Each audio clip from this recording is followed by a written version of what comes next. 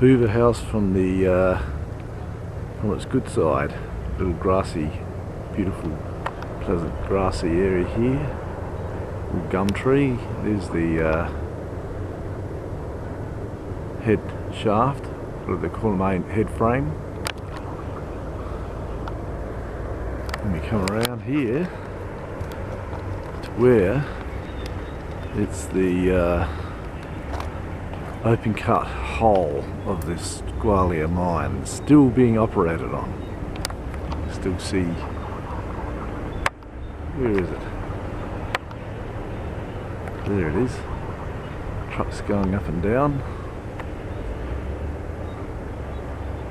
Trucks moving along in the distance.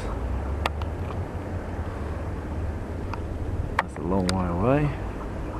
And before me the great big open cut hole of the Sons of Gwalia here in the eastern goldfields, north, next to Leonora, north of Kalgoorlie, 230 odd kilometres north of Kalgoorlie, 650 plus kilometres east of Perth.